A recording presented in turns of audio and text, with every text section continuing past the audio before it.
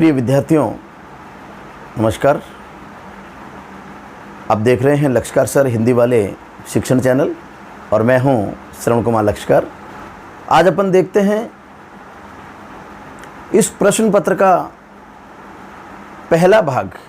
यदि आप लोगों को जानकारी है कि आपके प्रश्न पत्र को कुल 4 भागों में बांटा गया है। जो पहला भाग है हिंदी साहित्य का आधुनिक काल, और ये हिंदी साहित्य का आधुनिक काल बहुत ही महत्वपूर्ण टॉपिक है परीक्षा की दृष्टि से। आप लोगों को जानकारी होनी चाहिए कि हिंदी साहित्य के आधुनिक काल, इस टॉपिक में से 16 नंबर के आपके प्रश्न आएंगे। यानी इस टॉपिक के अंक भार 16 नंबर हैं। तो आप देखिए 16 नंबर बहुत ज़्यादा होते हैं, कोई मामूली नहीं होते हैं। तो हम 16 नंबर किसी भी सूरत में छोड़ नहीं सकते। और उन 16 नंबर में से आपको 16 नंबर के लिए 4 प्रश्न मिलेंगे। 4-4 नंबर के 4 प्रश्न हो सकते हैं। हो सकता है 4-4 नंबर के कुछ प्रश्न आ जाए और कुछ छोटे प्रश्न भी आ जाएं, वो एग्जामिनर के ऊपर निर्भर करता है। पर अब तक की जो परिपाटी रही है वो 4-4 नंबर के 4 प्रश्न, और सभी प्रश्न 80 शब्दों में उनका उत्तर देना है आपको। 80 शब्द का मतलब होता है कि लगभग 8 पंक्तियाँ। एक पंक्ति में यदि अपन मान लें एवरेज 10 शब्द आते हैं, तो लगभग 8 से 10 पंक्तियों के अंदर आपको इसका जवाब देना है। आइए अपन देखते हैं हिंदी साहित्य का आधुनिक काल। तो हिंदी साहित्य का आधुनिक काल अपन चलते हैं। इससे पूर्व आप लोगों को जानकारी होनी चाहिए कि हिंदी साहित्य का जो काल विभाजन आप लोगों ने पढ़ा होगा, हिंदी साहित्य का काल है कुल 4 भागों में विभाजित किया गया है। प्राचीन काल, भक्ति काल, रीति काल और आधुनिक काल। और आधुनिक काल जो है विक्रम संवत 1900 से माना जाता है। विक्रम संवत 1900 याद रखें आप, विक्रम संवत 1900 से आधुनिक काल की शुरुआत मानी जाती है। और विक्रम संवत की जब बात आती है तो अपन सबसे पहला काम करेंगे, इसको ईस्वी सन में बदलने की प्रक्रिया मैंने आप लोग को पूर्व वीडियो में बताई थी। विक्रम संवत को ईस्वी सन में बदलते हैं तो 57 साल अपन पीछे चलते हैं, अर्थात 1843। हिंदी साहित्य के आधुनिक काल की शुरुआत सन 1843 से मानी जाती है। सन 1843, कई लेखक, कई साहित्यकार इसको 1850 से भी मानते हैं। पर अपने दिमाग के अंदर ये क्लियर होना चाहिए कि 1843 से यानी विक्रम संवत 1900 और ईस्वी सन 1843 से आधुनिक हिंदी साहित्य का आधुनिक काल माना जाता है।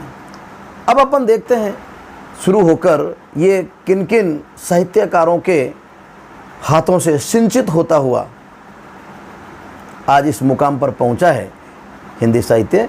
इसका अपन विस्तार से डायग्राम के माध्यम से, मैं एक समय रेखा के माध्यम से आपको इसको समझा रहा हूँ। आशा करता हूँ कि आप ज़रूर इसको समझेंगे, देखेंगे, और जहाँ कहीं भी आपको लगे कि यहाँ पर कुछ सर से बात करनी चाहिए तो कमेंट बॉक्स में आप जाकर ज़रूर कमेंट लिखें, बात करें।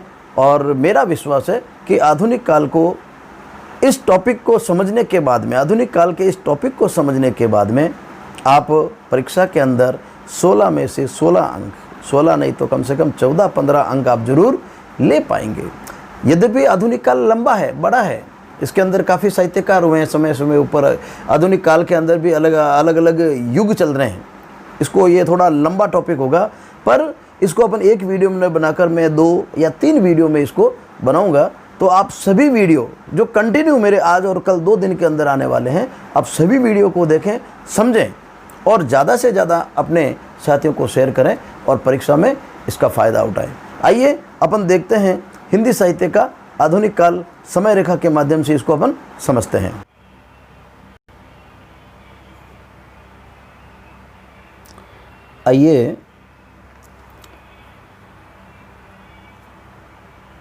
आइए समय रेखा के माध्यम से अपन इसको समझते हैं। हिंदी साहित्य का आधुनिक काल। हिंदी साहित्य का आधुनिक काल, इसे गद्य विकास काल या जागरण काल भी कहा जाता है। देखिए प्रिय विद्यार्थियों, जैसा कि आप जानते हैं, इस काल से पहले यानी चाहे प्राचीन काल हो, चाहे भक्ति काल हो, चाहे रीति काल हो, इन सब में काव्यात्मक रचनाएं ही सामने आई है। यानी उन कालों के अंदर जितनी भी रचनाएं होती थी वो सारी की सारी लगभग पद्य में होती थी, काव्यात्मक होती थी, और गद्य की रचना कोई भी देखने को उस काल में नहीं मिली थी। तो गद्य विकास काल इसे कहा गया है, क्योंकि गद्य का विकास सबसे पहले इसी काल में किया गया। गद्य की रचना इसी काल में की गई है।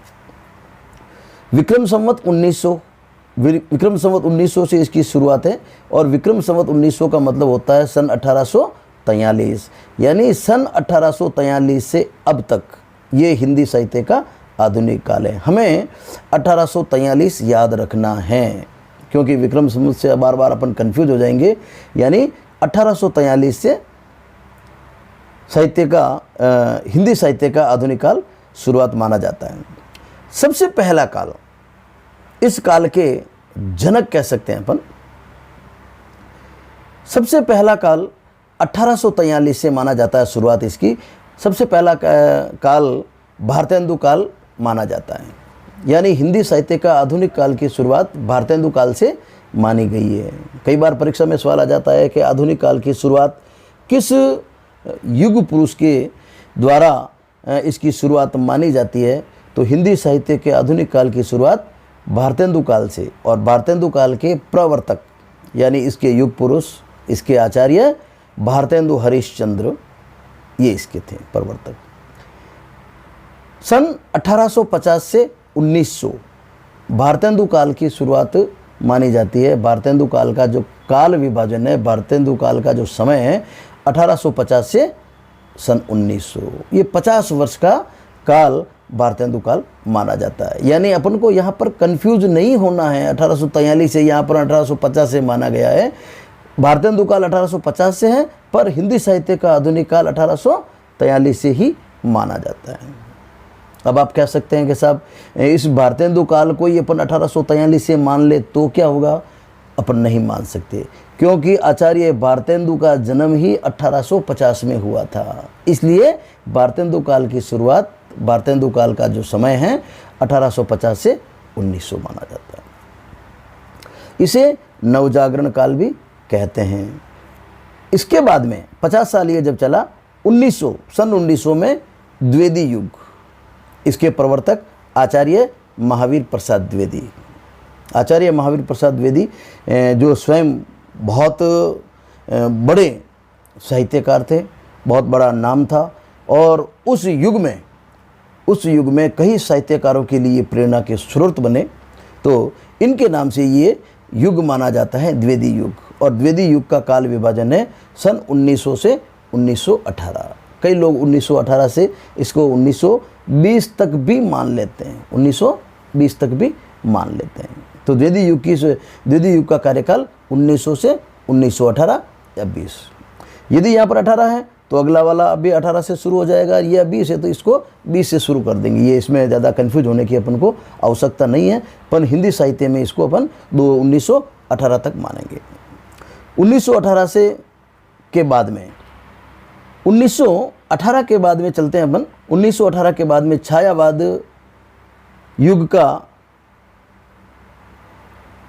युग की शुरुआत होती है। इसके प्रवर्तक जयशंकर प्रसाद। छायावाद युग आप सभी जानते हैं, इसके 4 प्रमुख स्तंभ हैं, जयशंकर प्रसाद, आदरणीय पंत जी, निराला जी और महादेवी वर्मा। ये 4 इसके स्तंभ हैं। और छायावाद युग को आधुनिक हिंदी साहित्य के काल का स्वर्ण युग माना जाता है, क्योंकि सबसे ज़्यादा रचनाएं, सबसे अच्छी रचनाएं, सबसे ज़्यादा साहित्य सृजन किस काल में हुआ है? तो छायावाद युग में हुआ है। इसके बाद में 1936 के बाद में आगे चलते हैं अपन। 1936 से शुरू होता है प्रगतिवाद युग। छायावाद युग में प्रकृति के बारे में बातें की गई, और इसके बाद में 1936 में प्रगतिवाद युग, 1936 से 1942 तक प्रगतिवाद युग। और यही वो काल है जिस काल के अंदर लोगों ने आम लोगों की समस्याओं से, आम लोगों की समस्याओं को उठाना शुरू कर दिया। गरीब, वंचित, दलित, सामाजिक समस्याएं, भूमिहीन, खेतीहर मजदूरों, इनकी समस्याएं, जो सामंतवाद की समस्याएं थी, उनको कवियों ने उठाया, साहित्यकारों ने उठाया और उन वंचितों, दलितों, उनको न्याय दिलाने की बात करने लगे, उनके अधिकारों की बात करने लगे और उनके विचारों में एक उनको प्रगति दिलाने की बात करने लगे। इसीलिए इसको प्रगतिवाद कहा गया है। तो प्रगतिवाद युग 1936 से 1942,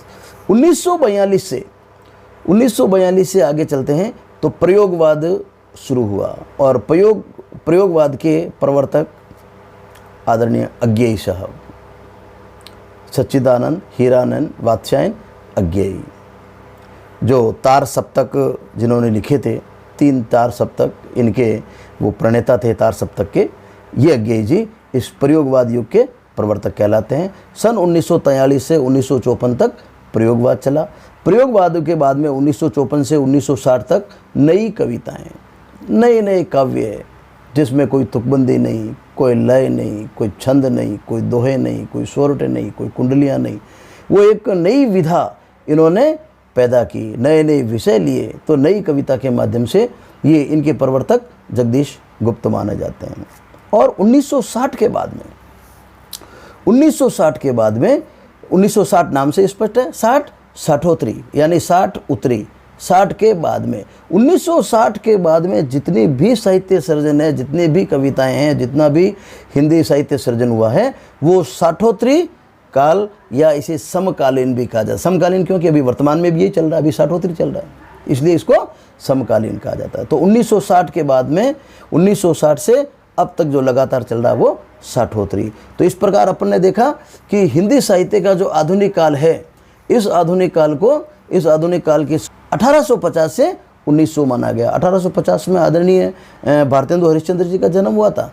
और आप लोगों को जानकर बड़ा ही दुख होगा, हमें भी बड़ा दुख होता है कि भारतेंदु हरिश्चंद्र 1850 में जन्म हुआ और 1885 में इनका स्वर्गवास हो गया था, असामयिक निधन हो गया था। मात्र 35 वर्ष की युग में, देखिए आप, मात्र 35 वर्ष की उम्र में इस व्यक्ति ने इतना साहित्य सर्जन कर लिया, इतना युग परिवर्तन एक तरह से कह सकते हैं अपन हिंदी साहित्य में कर दिया कि इनके नाम से भारतेंदु काल आज चलता है। 1900 के बाद में द्विवेदी युग, 1900 से 1918 तक, 1918 के बाद में छायावाद युग, 1918 से 1936, 1936 से 1942 प्रगतिवाद युग, 1943 से 1954 प्रयोगवाद युग और 1954 से 1960 नई कविताएं और 1960 के बाद में साठोत्री या समकालीन। ये एक समय रेखा के माध्यम से मैंने आपको बताया कि किस प्रकार ये हिंदी साहित्य का काल चलता है। तो आशा करता हूँ कि हिंदी साहित्य का जो काल विभाजन है आपको बहुत ही अच्छे तरीके से समझ में आया होगा। और अब अपन एक एक काल को अपन लेते हैं। जैसे सबसे पहले अपन लेंगे भारतेंदु काल और अपन देखते हैं कि भारतेंदु काल में क्या क्या साहित्यिक गतिविधियां हुई, कौन कौन इसके अमुक जो कवि रहे, लेखक रहे, साहित्यकार रहे और इसकी क्या प्रवृत्तियां रही, इनके बारे में अपन विस्तार से अध्ययन करें।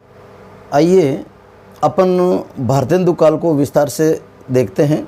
प्रिय विद्यार्थियों, जैसा कि आप जानते हैं, गत वर्ष यानी वर्ष 2019 में आपका जो प्रश्न पत्र था हिंदी साहित्य का, उसमें छायावाद से संबंधित बड़ा प्रश्न और स्पष्ट 4 नंबर का प्रश्न आ गया था। तो इस वजह से छायावाद इस वर्ष छायावाद से संबंधित प्रश्न आने के चांस कम हैं। तो छायावाद जब नहीं आ रहा है तो निश्चित रूप से आप मान के चलें भारतेंदु काल है या प्रगतिवाद है या प्रयोगवाद है, यानी अन्य प्रश्न जरूर बनेगा। तो मान के चलिए कि भारतेंदु काल इस वर्ष 2020 में बहुत ही इम्पोर्टेंट है, वेरी वेरी मस्ट है। आप भारतेंदु काल को तैयार करें। आइए देखते हैं भारतेंदु काल को। सबसे पहले भारतेंदु काल को अपन देखते हैं तो सबसे पहले आप लोगों को, जैसा कि मैंने बताया, इसका जो समय है 1850 से 1900 तक भारतेंदु काल माना गया है। 1850 सन 1850 से 1900 तक भारतेंदु काल माना गया है। इसे नवजागरण काल भी कहते हैं, इसे नवजागरण काल भी कहते हैं। इसके प्रवर्तक आचार्य भारतेंदु हरिश्चंद्र, आचार्य भारतेंदु हरिश्चंद्र 1850 में आपका जन्म हुआ था, 1885 में आपका स्वर्गवास हो गया और मात्र 35 वर्ष की अल्पायु में, मात्र 35 वर्ष की अल्पायु में आप हिंदी साहित्य जगत को बिलखता छोड़कर चले गए। अब देखिए 35 वर्ष की उम्र जहाँ पर आदमी होश संभालता है, थोड़ा साहित्य के प्रति रुचि जागृत होती है, प्रेम होता है, थोड़ा लिखना शुरू करता है और इस विराट व्यक्तित्व ने, भारतेंदु हरिश्चंद्र ने अपने नाम से पूरा का पूरा युग कर लिया, यानी इतनी साहित्यिक रचनाएं और इतना बड़ा नाम उन्होंने कमा लिया। इसी कारण भारतेंदु को हिंदी गद्य का जनक माना जाता है।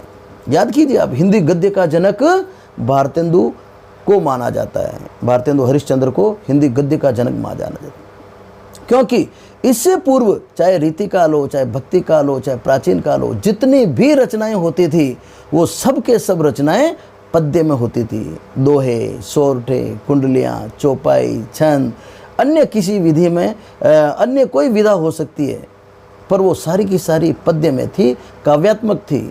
सबसे पहली बार गद्य की रचना, गद्य में लिखने का साहस, प्रयास यदि किसी ने किया तो वो भारतेंदु हरिश्चंद्र हैं। इसीलिए हिंदी गद्य का इन्हें जनक माना जाता है।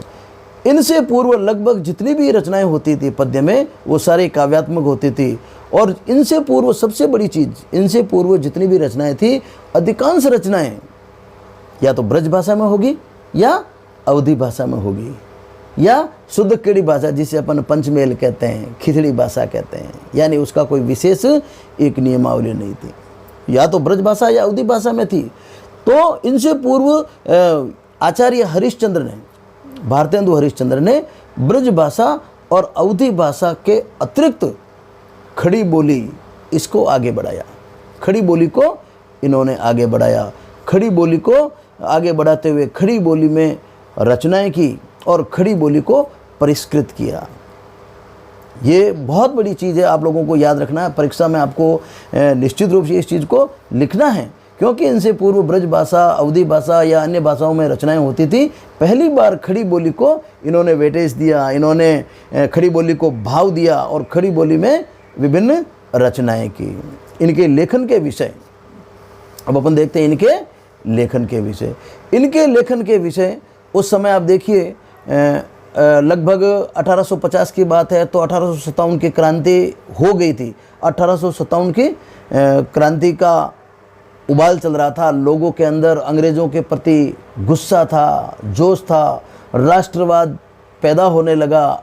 लोग अंग्रेज़ों से पीछा छुड़ाने के लिए अकुलाने लगे, परेशान होने लगे, बातचीत करने लगे।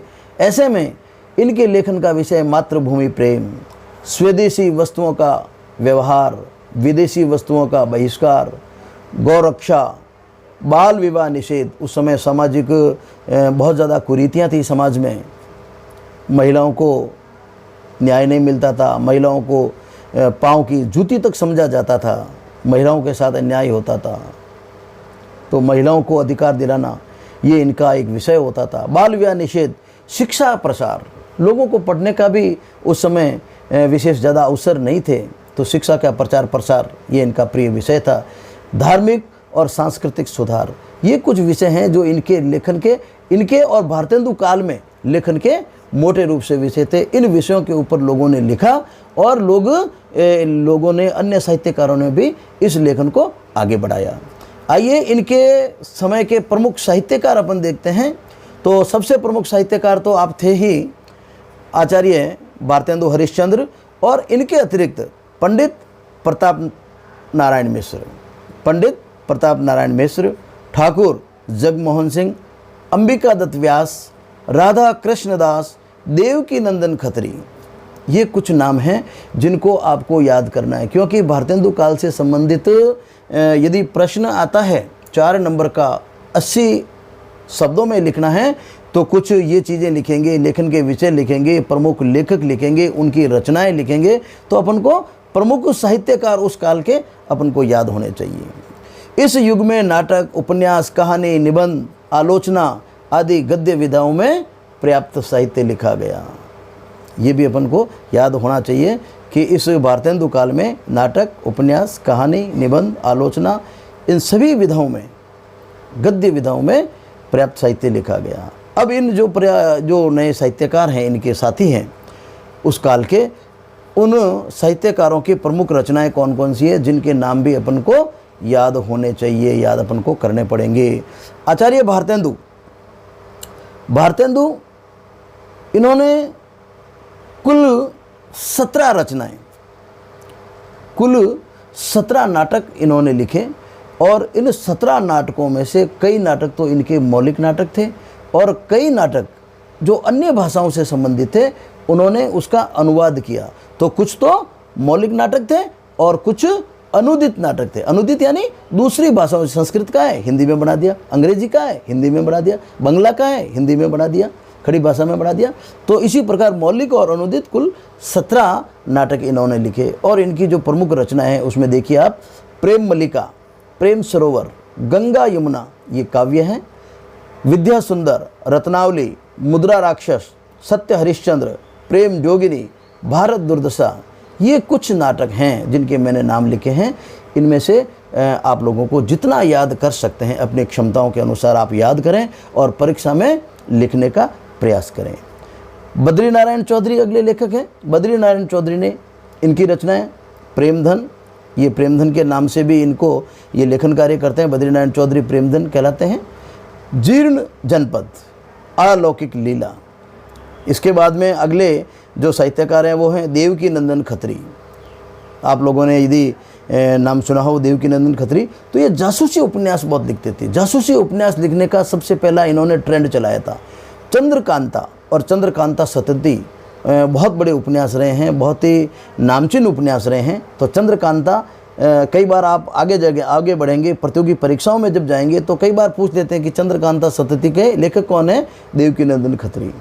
या सबसे पहले जासूसी उपन्यास के प्रमुख लेखक, सबसे पहले इसकी शुरुआत किसने की थी, जासूसी उपन्यास के जनक किसे माना जाता है, देवकी नंदन खत्री को माना जाता है। काजल की कोठरी, भूतनाथ, ये इनके प्रमुख उपन्यास थे। इसके बाद में प्रताप नारायण मिश्र, प्रेम पुष्पावली, मन की लहर, लोकोक्ति शतक, ठाकुर जगमोहन, इनके श्यामा सरोजनी, देव यानी मेघदूत। तो ये इनकी कुछ रचनाएं हैं। तो आप लोग जब इस प्रश्न को तैयार करें तो भारतेंदु काल के प्रवर्तक, इसकी प्रमुख रचनाएं, आचार्य भारतेंदु ने क्या क्या किया, कब किया, इस काल के प्रमुख साहित्यकार कौन कौन हैं और उन साहित्यकारों की प्रमुख रचनाएं कौन कौन सी हैं। आइए अब अपन आगे देखते हैं कि इस कार्यकाल की प्रमुख विशेषताएं क्या हैं। भारतेंदु काल की प्रमुख विशेषताएं परीक्षा के अंदर कई बार आता है कि भारतेंदु काल के प्रमुख प्रवृत्तियां बताइए, प्रमुख प्रवृत्तियों पर प्रकाश डालिए। प्रवृत्ति यानी वही उस समय की विशेषताएं। आइए अपन इनकी विशेषताओं के बारे में देखते हैं। आइए अपन देखते हैं भारतेंदु युग की प्रवृत्तियां से एक नए तरीके से लिखेंगे। और नए तरीके से लिखने के लिए अपन एक काम करते हैं, देखिए जैसे आपके पास 5 या 6 टॉपिक है तो एक फुल अपन बनाते हैं। आप भी ऐसा युग की प्रवृत्तियां, अब देखिए आप एक फुल बनाते हैं, बहुत आसान है, आप भी इस प्रकार कर सकते हैं। परीक्षा के अंदर आप जब इस प्रकार करेंगे तो एग्जामिनर निश्चित रूप से आपकी कॉपी के ऊपर रुकेगा और कॉपी को देखेगा, और देखेगा तो पढ़ेगा, और पढ़ेगा तो आपको नंबर ज़्यादा आएंगे, अच्छे आएंगे। अब देखिए उस समय कौन कौन सी विशेषताएं रही। सबसे पहले समाज की दुर्दशा का चित्रण, उस समय जितने भी साहित्यकार थे उन्होंने समाज की दुर्दशा का चित्रण किया है।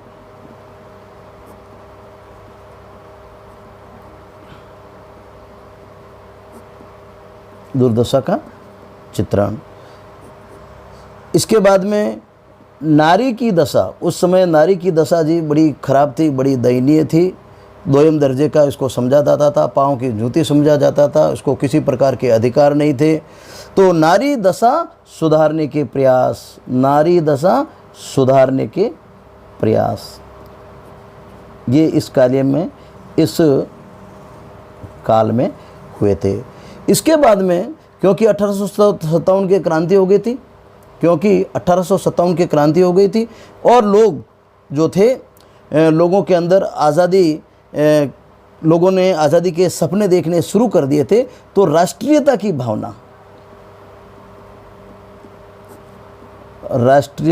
भावना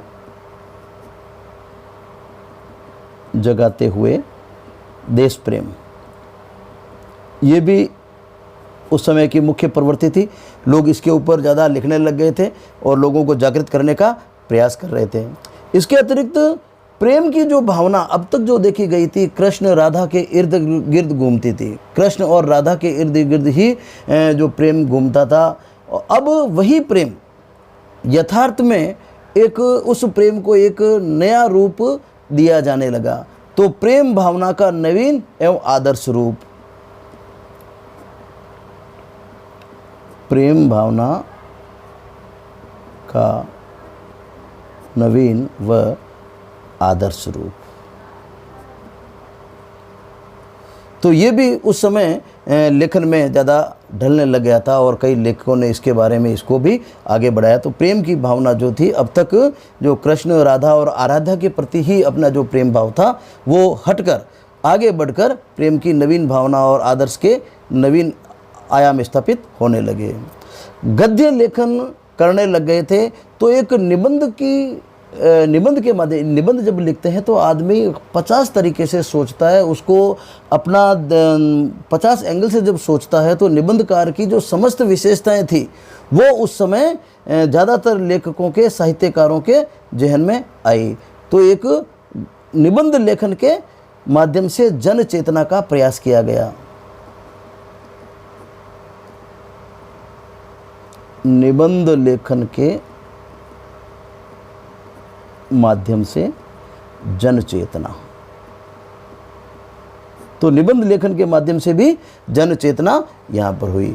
इसके बाद में हिंदी भाषा के प्रति, क्योंकि अब तक जो भाषा थी वो ब्रज भाषा थी, अवधी भाषा थी या अन्य कोई क्षेत्रीय भाषा रही होगी, पर पहली बार खड़ी बोली को एक आगे बढ़ाया गया। तो हिंदी भाषा के प्रति प्रेम जागृत करना,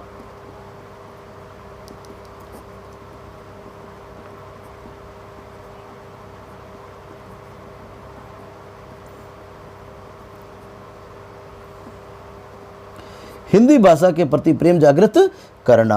और इसके अतिरिक्त अपनी जो जितनी भी पुरानी परंपराएं थी उस परंपराओं को तोड़ते हुए कि नहीं, ऐसा नहीं, यानी सब साहित्यकार थे, ज़्यादातर साहित्यकार थे, उन्होंने जितनी भी परंपराएं थी, चाहे वो लेखन की परंपराएं थी, चाहे सामाजिक परंपराएं थी, उन सामाजिक परंपराओं को, लेखन की परंपराओं को तोड़ते हुए नवीन समावेश किया गया। परंपराओं को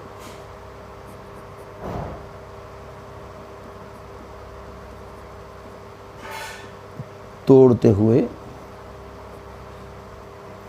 नवीन समावेश, नवीन रूप में समावेशित किया गया। इस प्रकार अपन भारतेंदु काल की विभिन्न प्रवृत्तियां अपने डायग्राम बना दिया और उसके बाद में ये जितने भी पॉइंट है इसको यदि दो दो पंक्तियों में भी अपन इसका थोड़ा सा वर्णन कर देंगे, दो दो पंक्तियों में भी वर्णन कर देंगे, तो आपकी जो 80 शब्द सीमा है वो इसमें पूरी हो जाएगी और बहुत अच्छे तरीके से एग्जामिनर इसको देखेगा और एग्जामिनर आपसे प्रभावित होगा कि इस छात्र ने अच्छे और नए तरीके से इसको लिखा है, प्रभावी ढंग से लिखा है और आपको ज़्यादा अंक आएंगे। आशा करता हूँ कि आज की जो ये बात है, आज की जो वार्ता है, इस प्रकार की जो ये भारतेंदु काल के बारे में अपने जो पढ़ा है वो काफ़ी आप लोगों के लिए उपयोगी। अगले वीडियो में, क्योंकि ये वीडियो लंबा हो जाता है फिर पढ़ने में आनंद नहीं आता, मैं अगले वीडियो के अंदर द्विवेदी युग देखेंगे।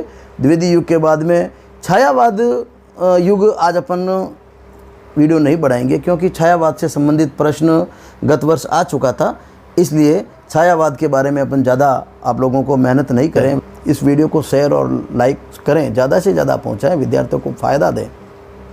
आप सभी का बहुत बहुत धन्यवाद। देखते रहिए लक्ष्यकार सर हिंदी वाले शिक्षण चैनल। बहुत बहुत धन्यवाद।